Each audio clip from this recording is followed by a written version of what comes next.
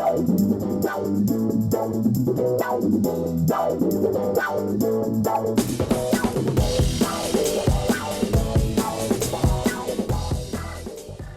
back, everybody. IGN Live from Comic-Con, presented by the all-new LG G4. I'm Damon Hatfield here with Eric Goldman. It's time to talk some iZombie. Eric, who are our friends here? Hello, welcome back, Rose, Rahul, Rob. Returning heroes, I feel, because, a year ago, this was, obviously a brand new show. You were months away from even debuting. What's it like coming back to Comic-Con now after a very successful debut? So exciting to come back and people have seen it, and we're not trying to explain the premise, right. which is definitely not my strong suit. It's just been incredibly flattering and exciting to see all the support out there. Yeah, the cosplay alone, just seeing people dressed as Liv, and it's so surreal. And people dressed like Robbie. There was a sexy doctor. There was a sexy doctor. Rob, for you, obviously, you've been around the Comic-Con block before with Veronica Mars, but what's it like seeing this show? It really took off right away. It got a great audience right away. What was it like to see the response to iZombie?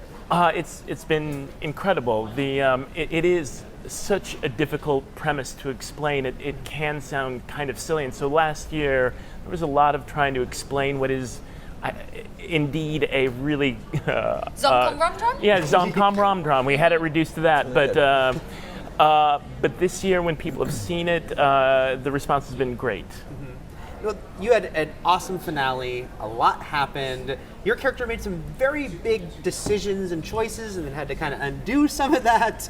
When we go into the next season, where do you think she's at?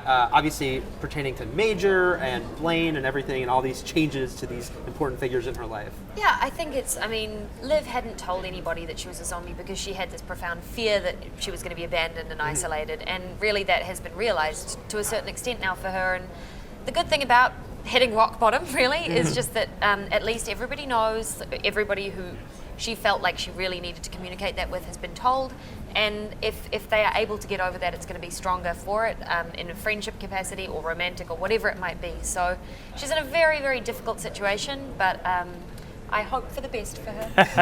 It's in his hands. Right now, Ravi and Major haven't really had a heart-to-heart about this whole zombie situation. Yeah. Would there be hope that maybe your character can sort of talk him down a bit and maybe explain the situation better? I'm not. I guess these are for Rob, really. I mean, I guess I don't really know much about what we're doing for season 2 yet.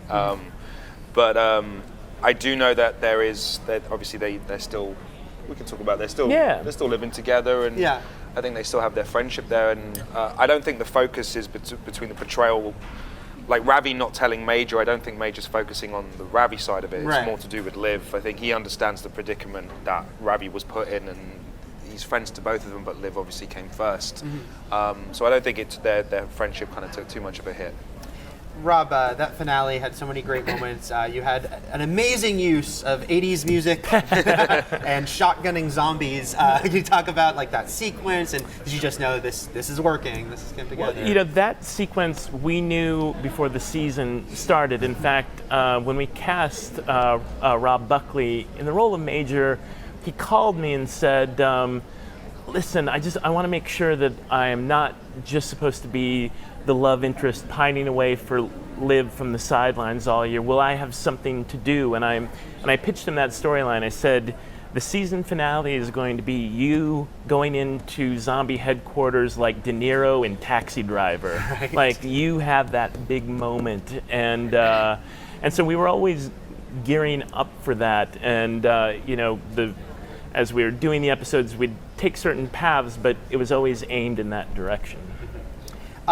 You had Blaine, obviously, was the big villain of the season. He's been de-zombified, but he's still the same guy. Right. Do you think, for Liv, is she, I think she'd know better than to just be like, oh, he's fine now, but how much, she's got a busy undead life. Is she going to, you think, try to keep an eye on him and see where he goes now that he's a human again? Well, one of the hard things is now the supplier for all these zombies is gone. The food supplier, it's a bit of a concern for Liv, where all those brains are going to be being sourced from. So her relationship with Blaine is always very complicated. Obviously, he took away somebody she was deeply in love with, and there's lots of reasons to hate him, but it's at the same time they kind of have a strange strange bedfellows sort of aspect of the second season, because Max Rager is kind of going to become even more of like an ultimate villain and an ultimate sort of threat to Liv. So she kind of needs allies wherever she finds them.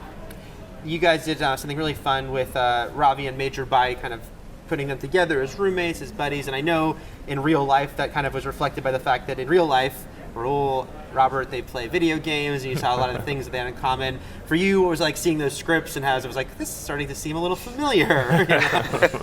It was awesome. I mean, we're all very close, but Buckley is a big comic book fan, and he's always coming around with new issues of this, and I'm a big gamer myself.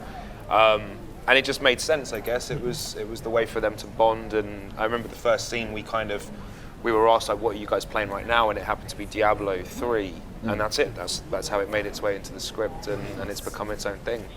And Basically, the writers are getting a little cushy, and they're just on all of our own. And honestly, we couldn't afford to have both a Ravi home set and a Major home set. Right. So we solved that problem by putting them in the same That's house. actually their real house that we film it. Is there a premiere date for season 2?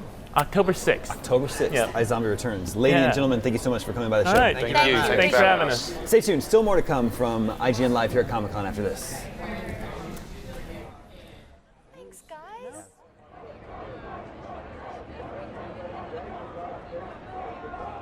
Live at Comic-Con is presented by Marvel's Ant-Man, in theaters July 17th, and the all-new LG G4. See the great, feel the great. Imagine a soldier the size of a